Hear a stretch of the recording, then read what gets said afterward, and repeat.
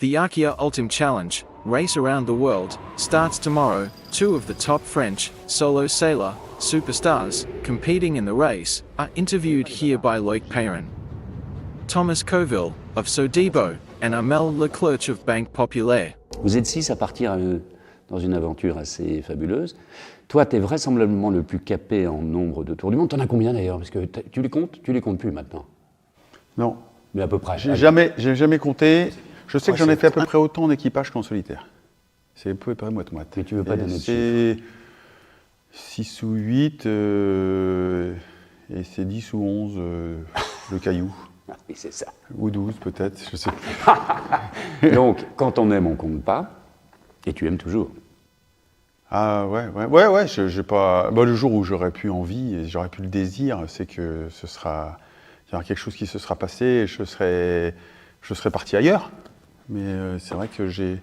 Mais la question se pose pas. Non, c'est pour l'instant jamais posé. En fait, je crois que aussi, tant que j'ai cette chance d'avoir un corps qui répond et qui me donne cette envie et que je parle avec ce corps avant tout, parce que c'est lui qui te dit on y va pas, quoi. C'est avant tout un athlète qui dit je suis encore capable, ou j'en ai encore envie, ou j'ai quelque chose à aller chercher avec lui. C'était qui le petit Thomas Coville? J'étais un petit garçon très timoré, très sage, très gentil. En fait, on m'avait demandé de ne pas faire trop de bruit. J'avais des parents très autoritaires, j'avais un papa qui venait d'une fratrie, qui était le 8e d'une fratrie de 13 et qui avait sans doute eu la même demande et que du coup, moi, on me posait avec un jouet, je jouais avec et je pouvais faire des camps, des trucs. Et on t'a posé sur un bateau un jour? Et on m'a posé sur un bateau un jour, sur une caravelle. La lumière, le vent sur ma peau, que je revois encore et que je ressens encore, elle est très précise. Je me sens tout de suite dans un état où... Et très longtemps après, j'ai un problème de thyroïde. Et pour soigner la thyroïde, il faut de l'iode. Chaque fois que j'allais sur l'eau ou que je m'en rapproche... Tu te sentais mieux? Ben, je me sentais mieux. Souvent, on demande à expliquer aux athlètes pourquoi tu as fait ce sport-là, pourquoi c'est quoi qui fait que ça... Tout ne s'explique pas. Et par contre, quand tu trouves quelques explications qui sont quasiment du domaine du conscient ou de l'inconscient, voilà. Et moi, c'est ça. Et ça m'a jamais quitté. Et l'émotion de la mer qui, pour moi, est jaune. Iodé, donc? Ouais, et puis avec la lumière qui va dessus. Le brillant scintillant là qui tu vois la mer jaune, toi? Ouais, moi la mer elle est jaune parce qu'elle est scintillante. C'est quand je regarde la mer, souvent j'aime bien rechercher l'axe de la lune ou l'axe du soleil et tout, et du coup ça me donne une mer qui est plutôt jaune. Et quand je m'amuse à peindre, je peins la mer jaune. Tu regardes la mer justement quand tu navigues en course? Tu as ouais, le temps? Ouais, et j'ai voulu un bateau où je regardais la mer, où je pouvais voir la mer. Et je veux garder la sensation, je veux garder l'émotion. En fait, c'est simple, hein, c'est un triptyque, c'est émotion, sensation, mouvement. J'ai une émotion qui me procure une sensation et j'en fais un mouvement. Et quand je suis vraiment bien en mer, je sais que le mouvement que je fais, c'est le bon. Tu aimes bien justement travailler ton instrument? Je parle du bateau. Ouais. Parce qu'on n'est rien sans nos bateaux sous les pieds. De partir d'une page blanche et d'arriver... Ça, c'est le luxe suprême. Et la ligne d'arrivée à l'autre bout de la page blanche, quoi. Ouais. C'est le luxe suprême, c'est d'être dans un métier et puis d'avoir l'opportunité. Moi, ça fait 23 ans que je suis avec Sodebo. On a fait effectivement 2 fois l'expérience de construire des bateaux d'une page blanche et ça, c'est...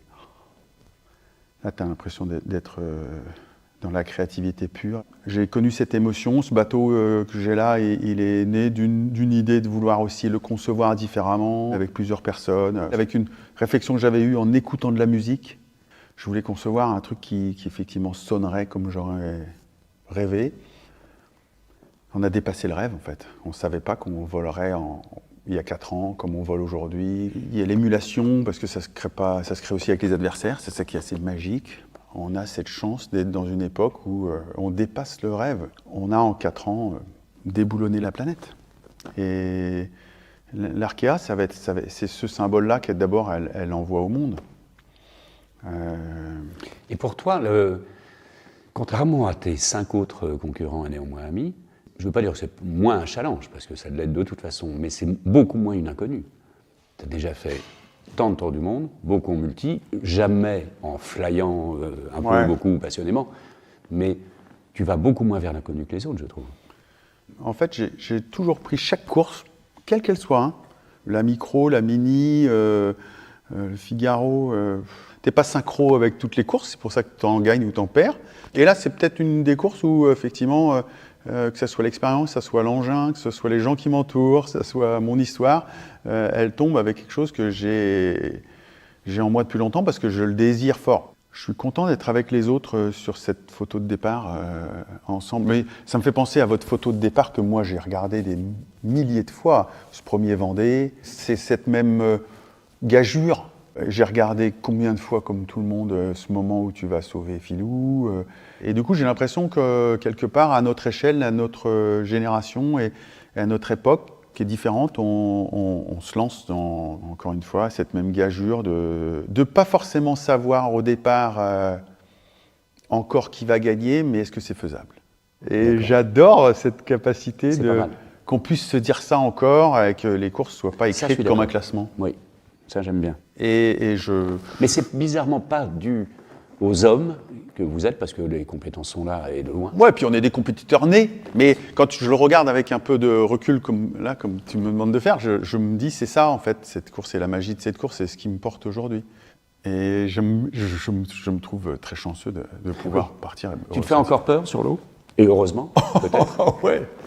Non mais heureusement, moi je dis toujours que j'ai peur, parce que c'est notre bon frein. Ceux qui n'ont pas peur sont plus là pour raconter. Ah ouais, non mais c'est l'appréhension. Ouais. Elle est le premier gage de revenir, de finir et donc de potentiellement gagner. Si tu n'as pas cette appréhension. Entre Cap de Bonne-Espérance et Cap Horn, il se passe un truc, quoi. Avant, la descente et la remontée, non pas qu'elle soit facile. Hein. Ouf. Non. Mais avant, on régate. On est dans un état d'esprit. Il y a le départ, tu lâches l'émotion, tu arrêtes d'être terrien, tu deviens navigant, puis tu deviens volant. Et là, tu descends, tu te fais Golfe de Gascogne. Et puis après, du Portugal, tu déroules jusqu'en bas. Tu te déroules jusqu'en bas. Enfin, jusqu'au fit un petit peu. Ouais, mais... poteau noir, t'en baves, mais il faut t'extraire. T'es un peu mode rampant, là. Et puis après, t'arrives, effectivement, Cap de Bonne-Espérance. La première albatros, quoi. En 24 heures, il y a tout qui change. Oui, la lumière, la houle, le vent, le froid. Vraiment, c'est plus du tout la même ambiance. Et là, tu sais que tu y vas et tu fais de l'Est jusqu'au bout. Et là, effectivement, tu vas avoir... Et là, tu doses plus. Et là, tu es obligé d'être dans le moment volant. Quelquefois, tu n'es pas volant. Nous, on a fait un bateau pour ça. C'est-à-dire qu'on a le bateau le plus large parce qu'on veut que quand tu n'es pas volant, tu puisses avoir la possibilité d'avoir un appui large pour pas être trop scabreux. On a fait un bateau avec une coque centrale qui est un peu bananée, qui répond moins fort dans de la mer forte et donc qui est plus smooth. On a fait des foils qui effectivement ont une angulation qui est moins typée juste pour... la mer plate, mais qui puisse ressourcer dans chaque vague et qui ne s'écroule pas à chaque fois. Donc c'est pensé comme ça. J'ai fait 2 voiles qui sont vraiment extrêmement typées pour cette période-là, parce que ça va être la première fois qu'on fait ça, quoi. C'est 23 ans de fidélité avec Sodebo. Ouais, 23 ans de confiance. Et de partage tout le temps. Pour moi, le mot confiance, c'est tout. Cette construction dans la confiance et dans le temps long. J'ai adoré, mais même aujourd'hui, un bateau ou un trimaran comme Sodebo, là, quand tu le mènes, c'est d'arriver au niveau de confiance que tu acceptes que tout tienne là en équilibre, sans que tu te mettes à douter tout le temps que tout pourrait lâcher, casser, tout ça, et que tu arrives à oublier que c'est une épée de Damoclès que tu as au-dessus de toi, mais que c'est une confiance que tu as. Et partir autour du monde, si tu n'as pas cet état un peu qui s'acquiert sans doute avec le temps de confiance. Tu as des préparateurs mentaux, des choses comme ça? Parce qu'on me posait la question il y a quelques jours et on en a reparlé avec tes collègues. Là. J'ai travaillé avec une femme, une nouvelle, Lynn Burnett. C'était dans un cadre très précis, on allait se voir tant de fois, mais de pouvoir me livrer à quelqu'un qui, encore une fois, ne me jugerait pas. Mais nous, on a peur du gourou et on a peur de l'effet indésirable. De l'accoutumance Et, éventuelle. et donc, une fois qu'on est en mer, on ne peut plus avoir accès à ça. Pour moi, le syndrome de la personne qui, à Roland-Garros, cherche son coach dans la Oui. foule, nous, c'est pas possible ça. Non, Donc, heureusement, non. et heureusement. Et c'est ça qui fait, pour moi, en tous les cas, l'indépendance et la liberté que j'ai. Même si la liaison avec la Terre est permanente, ou du moins autorisée. Ouais, pour le coup, j'aime bien la couper un peu. Je ne l'ai pas trop souvent. On l'a en stratégie, évidemment. Ta journée idéale, justement, la plus belle journée de rêve sur un bateau en course, elle se passe comment? La journée, les 24 heures, on va dire. Ouais, c'est ça. J'allais dire, en fait, la journée, elle est On est plutôt de d'accord. nuit. Elle est plutôt de nuit. Oui. Il y aura une lune montante. Ça déboule fort.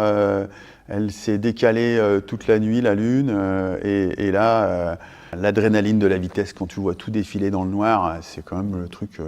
C'est vraiment le vol de nuit. C'est Syntex. C'est Syntex, on est C'est d'accord. Syntex qui déboule dans notre vie et qui fait que, pour moi, c'est la descente Canaries jusqu'au Cap-Vert où tu es sur le tapis volant, là, de longer l'Amérique du Sud, du haut du Brésil jusqu'au moment où tu commences à tourner à gauche autour de Sainte-Hélène. Et là, ce tapis volant-là, il est fantastique, quoi. Tu es sous pilote, juste pile poil réglé, tu as le chariot à côté du siège et pourtant tu sais que tu fais 1 ou 2 degrés de plus. Et puis de temps en temps, tu sens une vibration, un son un peu différent, tu sors dehors, tu prends la barre, tu t'autorises à barrer un peu, tu sens si c'est bien réglé ou pas, tu rechoques un petit peu de chariot, tu reprends un petit peu de grand voile. À l'échelle du bateau, ce serait quasiment anecdotique, mais tu sais que c'est ça qu'il fallait faire et tu sais pas expliquer pourquoi tu voulais faire ça. C'est juste je sais pas, il y en a d'autres qui font de la musique et ils savent que c'est le petit doigt qui traîne là, ou si c'est le chef, il va mettre, je sais pas, un peu plus de ça, un peu plus. Mais pour moi, c'est ça. Et T'as le temps d'écouter autre chose que le bateau? avant, j'aimais bien me challenger à ça et de moins en moins. J'aimais bien m'autoriser à lire ou avoir un peu de poésie à bord et tout ça, mais ça a disparu. C'est vrai que sur ton bateau, tu vois pas beaucoup le sillage, toi. Non, moi je vois pas le sillage, je vois devant, Tu vois devant, mais tu vois pas derrière. mais je vois moins derrière. Mais dans le vol, j'avoue que le vol, là, quand t'es dans la verrière chez nous, là, et que le bateau il est en vol, à 35, 36, 37... Et tu penses qu'on vous prend pour des malades ou des gens sérieux? Bon, Parce que tu sais, on a une... ça les regarde, le jugement sale qu'ils ont habitude sur à nous, classer les gens. sur moi. Ouais, c'est ça. J'ai pas de jugement sur les gens, moi, en général, donc que les gens en aient sur moi, ça me touche pas trop. Non, j'entends bien, mais bien, enfin, des 6 bonhommes, et il y aura des femmes certainement dans les années à venir, mais Ouais. à vouloir faire des tours du monde à très grande vitesse en volant sur des engins étonnants, qui sont paradoxalement moins dangereux que les plus petits sur lesquels on a eu la chance de naviguer. Oh, mais c'est ce que j'allais dire. Moi, j'ai beaucoup moins les trouilles sur ce bateau-là que je l'ai eu à tes côtés en Norma, où on était penché comme ça tout le temps et qu'on savait pas si ça allait finir comme ça ou comme si. Enfin, c'était Avec des pilotes idiots, alors Oh que là maintenant... là là là. Mais là, tu es beaucoup plus serein. Faut goûter à l'émotion ou à l'addiction du vol. Tu luttes plus contre l'eau. Voilà, c'est cette espèce d'équilibre entre l'eau et l'air. Tu appuies sur un plan de voilure très très haut qui finalement, avec un bras de levier qui est le bateau, s'appuie sur un bras de levier qui est très très court dans l'eau. Et les deux s'harmonisent et waouh, tu te dis, putain, ça tient en l'air. Et là, tu fais confiance. Je me sens plus albatros que jamais, quoi. Qui nous prennent pour des dingues. Moi, j'aime plutôt ça. Tous les gens qui sont pionniers sont pris pour des dingues. Qu'on me prenne pour un dingue, ouais. Ouais, je suis content. Tu crois qu'on a un message politique à faire passer? Enfin, que vous avez à faire passer lors de tours du monde comme ça? Ou social, au moins? Non, enfin, moi, j'aime bien cette phrase-là. J'avais lu ça dans un poème. L'action est la sœur du rêve. Nous, notre message politique, c'est que quand tu es marin et que tu t'en vas, tu es dans l'action, tu as un rêve au départ, mais c'est ton action qui mène ton rêve et pas l'inverse. Et on n'a pas de leçon tellement à donner. En mer, tu n'as pas de mec qui te donne de leçon. Hein. C'est pas politique, c'est plus, peut-être un petit peu de temps en temps philosophique, de faire des choix. C'est Hubert Reeves qui est parti il n'y a pas très longtemps qui disait mais comment on peut faire un monde où ils croient tous à un truc qui n'existe pas et qu'ils n'ont jamais vu, et le seul, entre guillemets, truc qui vaut La peine, c'est la nature autour de nous. Alors pour le coup, on la voit, elle est là, et on devrait juste s'intéresser à ça et vivre avec elle et être encore admiratif, comme quand tu navigues à chaque fois par rapport à ça. Toutes les croyances, pour moi, sont une forme d'ignorance, et toutes les ignorances vont vers une croyance, alors que la nature, elle est là. Par essence, elle est là, et elle était là avant nous. Et ce petit garçon, quand il a ce coup de foudre là, je resterai ça. Eh ben, reste comme ça. Merci, Tom. Merci à toi, Luc.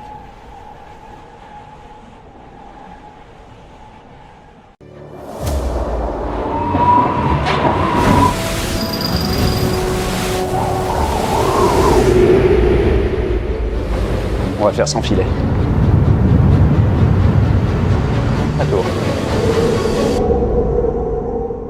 Avant de revenir à l'exercice lui-même autour du monde, rappelle-nous qui tu es. Armel, moi je te connais un peu, nos amis qui nous écoutent, pas forcément, tu sais, on est dans un petit village, hein, de temps en temps on a quelques événements. Globalement, le jeune Armel Lecléache est né où? Alors Armel Lecléache, il est né en Landivisiau, et j'ai grandi à Saint-Paul-le-Léon, donc la capitale du Léon, pas très loin de Brest. J'ai appris à naviguer là-bas pendant pas mal d'années, j'ai fait de l'optimiste, du dériveur, mais j'ai commencé mes premières navigations, finalement c'était sur le Mélodie de mon papa, qui était un... Vous aviez un Mélodie, vous aussi? On avait un Mélodie. On avait un Mélodie, nous aussi. Tu vois, ouais, je savais pas.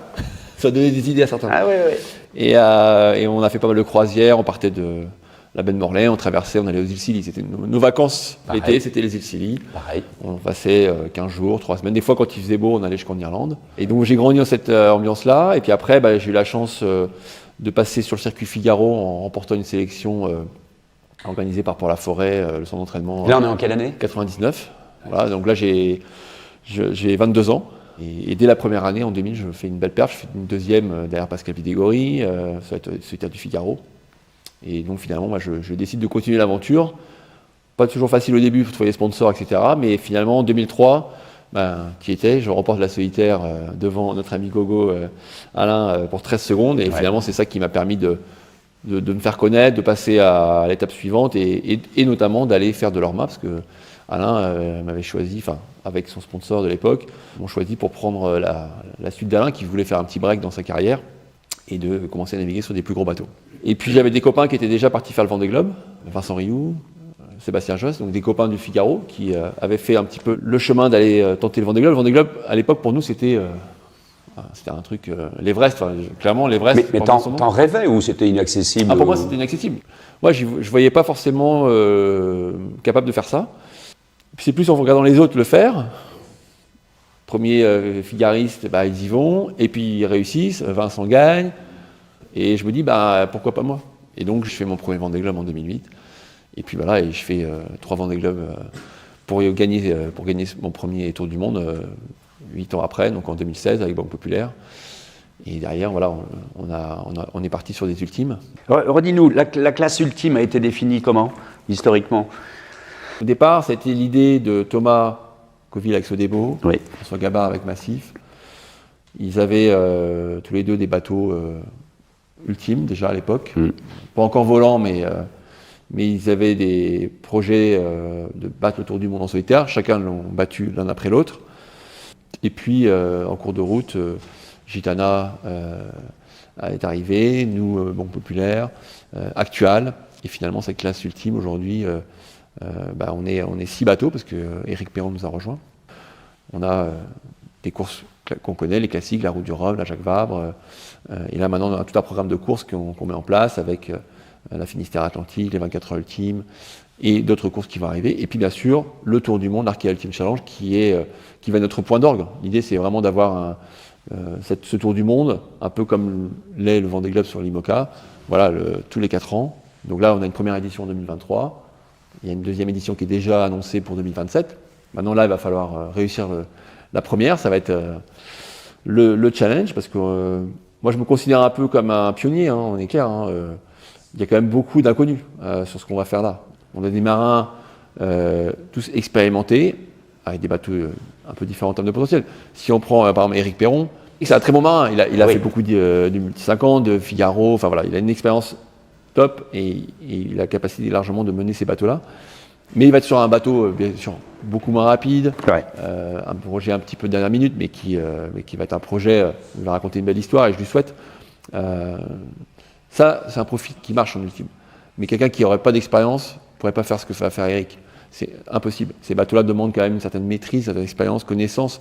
Ce sont des grosses machines. Si on fait une erreur de manœuvre sur ces bateaux-là, on peut vite se retrouver dépassé par la machine et le marin, ça devient dangereux. Pour revenir à ton prochain tour du monde, donc, ça va être le quoi, quatrième, Quatrième. Quatrième, c'est ça. Est-ce que c'était prévu d'entrée de jeu? Est-ce que dans la conception du bateau, dans même l'esprit, tu disais de toute façon un jour ou l'autre j'irai en solitaire sur ce bateau? Sur Banque Populaire 11, oui, clairement. Oui, sur le dernier, parce oui. que c'était écrit dans le programme et on a, de toute façon, on imaginait de pouvoir faire le tour du monde avec ce bateau en équipage et aussi potentiellement en solitaire. Mais au début de l'histoire, quand on est à l'arrivée du Vendée Globe, le bateau est déjà construit, quasiment terminé. On met à l'eau quelques mois plus tard. On avait ce projet effectivement d'ambitionner de faire un tour du monde en solitaire fin 2019. Mais entre-temps, il y avait une route du Rhum à faire. Donc le bateau était prévu pour faire un tour du monde. Mais malheureusement, la route du Rhum ne se passe pas comme prévu. La casse du bateau totale. Et donc finalement, tous ces plans-là s'arrêtent. Et donc on relance un bateau avec Banque Populaire en utilisant l'expérience du précédent qui avait cassé. Et finalement, le temps avançant, les choses avançant, on se retrouve à avoir ce tour du monde qui finalement, à un moment donné, se remet un petit peu dans le programme et on dit la date qui pourrait fonctionner, c'est fin 2023. Ça fait quoi cette différence fondamentale d'être au-dessus de l'eau plutôt qu'un petit peu posé dessus? Ça change beaucoup de choses. Déjà, on a un équilibre qui est incroyable. C'est ça qui est assez fantastique. C'est-à-dire qu'on a un bateau qui gîte quasiment plus. Et ouais. Donc on n'a plus forcément le même phénomène que tu as connu ou que moi j'ai connu en multicoque où dès qu'il y a une risée, le bateau commence à monter et sur une patte. Voilà, on sent que il faut être sur les écoutes. Là aujourd'hui, en fait, quand le vent rentre, le bateau prend un tout petit peu de gîte, se met sur son foil et puis finalement il se remet à plat. C'est ça qui est génial. Donc c'est plus du tout le même comportement. Et puis après, c'est trouver avec l'ensemble des impandices le bon petit réglage pour que le vol il soit équilibré, stable et acceptable en termes de confort. Mais non, c'est des machines. Plus on navigue dessus, plus on se fait plaisir. Ce qui a progressé énormément, c'est les pilotes automatiques. C'est tous les systèmes d'anti-chavirage, donc des systèmes qu'on a à bord qui nous permettent de choquer la grand voile quand on dépasse un certain degré de gîte. Le pilote, il off au près quand ça commence à agiter trop, au portant, il abat quand ça commence à agiter trop. Donc finalement, on a pas mal d'artifices qui fait qu'à bord, avant de se retrouver dans une situation un peu rocambolesque, il faut vraiment faire un paquet de bêtises. Exactement. C'est une énorme évolution, ça. C'est une énorme évolution. Quelques années. Ce qui permet aujourd'hui déjà nous, d'avoir la capacité de mener ces bateaux en solitaire à haute vitesse, parce que aller à 40 nœuds tout seul, c'est quelque chose qu'on n'a pas forcément imaginé il y a encore 10 ans. Et puis de le faire sur l'Atlantique en solitaire, on a vu que c'était maintenant facile, entre guillemets. Et là maintenant on va essayer de le faire autour du monde. La petite marche supplémentaire, mais ça va être je pense qu'on est capable de le faire. Aujourd'hui les bateaux et les moyens qu'on a à bord sont adaptés à ce genre d'exercice. Et ta manière d'approcher ton quatrième tour du monde comme ça, qui est très différent, les difficultés, tu connais le parcours, tu connais tout ce qu'il y a. On a dit qu'a priori ces ultimes, malgré leur vitesse ahurissante et leur taille et ainsi de suite, c'est paradoxalement des bateaux relativement sains, voire même extrêmement sains. Et le gros problème, c'est la vitesse, j'imagine, oui, à supporter quand on est dedans, et les éventuels chocs et impacts avec tout ce que tu ne peux pas contrôler et qui flotte à la surface. Est-ce que c'est ça la grosse angoisse, ou est-ce qu'il y a d'autres paramètres que tu n'as pas vécu sur un Vendée Globe en allant moins vite, sur un monocoque par exemple? J'aborde ce tour du monde avec l'expérience des 3 précédents que j'ai fait en monocoque. Évidemment. Clairement, c'est pas du tout le même exercice, mais je connais le parcours, je connais la difficulté de la durée qui va être moindre, je l'espère. On devrait quand même tourner en moins de 50 jours. Par contre, l'intensité va être énormément supérieure avec un bateau qui est très physique, stressant parce que la vitesse fait que on est toujours dans l'anticipation de ce qui va arriver dans 1 heure, dans 2 heures, dans 6 heures, dans 24 heures. Maintenant, aujourd'hui, effectivement, les bateaux sont très marins. On a cette chance-là d'avoir des bateaux qui passent bien à la mer, jusqu'à une certaine limite, bien sûr, mais on sait que sur un tour du monde, les conditions ne vont pas être dantesques non plus pendant l'ensemble du parcours. Les inconnus, ça va être la casse. Alors aujourd'hui, les bateaux sont fiables. On prouvé lors des différentes transats que les bateaux sont tous à l'arrivée, en très bon état, qu'on termine les courses. Donc aujourd'hui, les bateaux sont fiables. Mais après, effectivement, les chocs en mer, ça c'est effectivement le gros paramètre parce qu'on va vite. Donc taper à 15 nœuds et voilà. taper à 40, C'est une loi physique. c'est pas la même problématique. Ouais. Et donc ça c'est compliqué parce que ça peut engendrer derrière des problèmes très compliqués à gérer en solitaire. Taper un safran et avoir le safran qui se met en travers la piste, derrière d'aller aller sur le flotteur tout seul et puis potentiellement essayer de faire quelque chose, mais en solitaire on est rarement démuni. C'est la grosse angoisse. Ça va être de la grosse angoisse. Ouais. Donc il faudra trouver des solutions. Bon, on a droit à l'assistance technique et on a droit de s'arrêter sur des escales pour pouvoir éventuellement réparer. Ça c'est quand même un élément important de la course qu'il faudra aussi. Contrairement au Vendée Globe, on n'a pas le droit de contrairement au Vendée s'arrêter. Globe. Donc voilà, il y a deux règles qui changent. On a droit à l'assistance météo. Ok.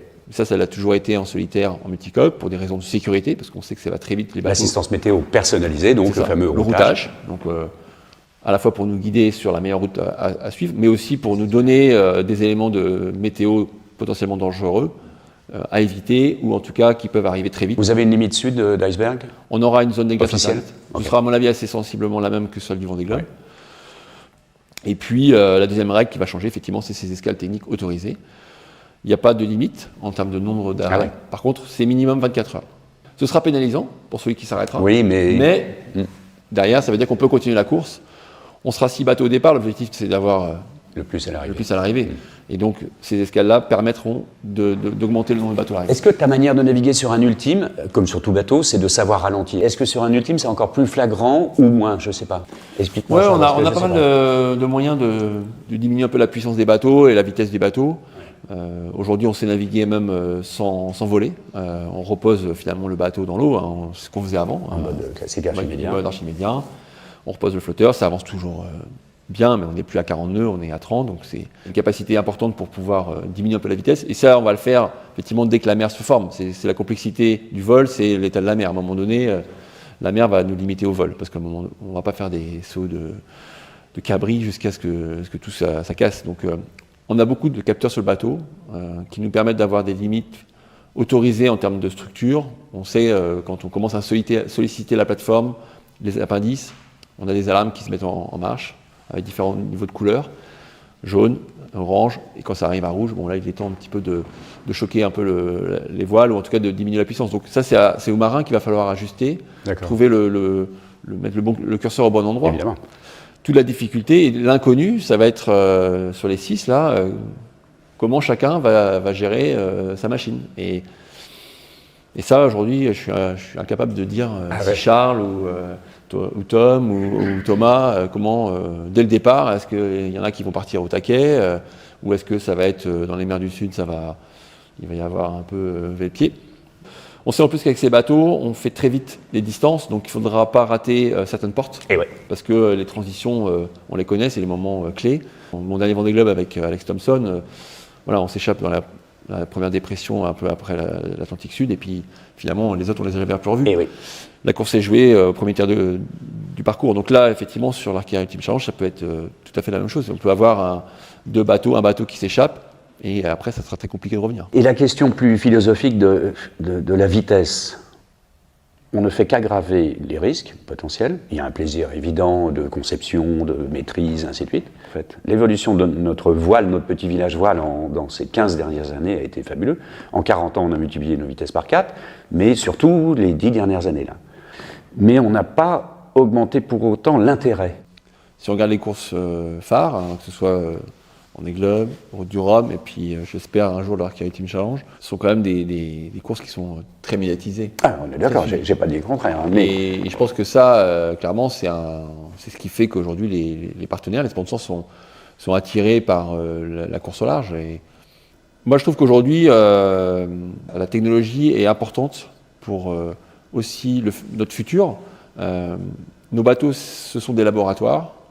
Nos bateaux qui vont réussir ce pari-là, cette technologie-là, éprouvée dans des conditions extrêmes, vont permettre aussi d'avoir des débouchés sur peut-être des bateaux de transport maritime, passagers, mais passagers aussi essentiellement. de commerce, pourquoi pas un jour avoir des bateaux qui puissent utiliser ce genre de technologie qu'on a sur nos bateaux pour diminuer leur impact carbone, pour améliorer voilà, tous ces systèmes qu'on ne peut pas transformer du jour au lendemain. Et puis après, il y a aussi une autre dimension qui me porte à cœur, c'est une dimension à faire voyager les gens, à les faire un peu rêver, enfin, je pense. En tout cas, c'est ce témoignage que j'ai depuis pas mal d'années. Bien sûr. Les gens voyagent à travers nos aventures, nos récits, et toi, tu as fait partie de mes rêves quand j'étais plus jeune. Ton premier Vendée Globe, moi j'écoutais la radio le matin parce qu'il n'y avait pas Internet. Et je trouve que c'est important aujourd'hui dans le monde dans lequel on vit de pouvoir rêver un peu, je crois beaucoup à la génération qui arrive, les enfants, leur montrer voilà, que notamment le sport, c'est important. Il ne faut pas rester devant son écran, quoi. Et donc ça, c'est de raconter voilà, ce qu'on... Même si en image, vous montrez des marins bien capitonnés avec des gros écrans devant. Oui, bien sûr. Bien ne faire que ça. Faites Mais gaffe. mine de rien, quand même, on est quand même dans un milieu hostile, etc. Oui, je suis d'accord. Mais, Je sais bien. mais voilà, je crois que c'est important aussi. Bien sûr. Voilà, de continuer. Parce que si on arrête tout, très bien, on va sûrement limiter non, il notre faut impact. continuer. Mais Et tu as raison. Et c'est pour le rêve. il ne se passera plus rien.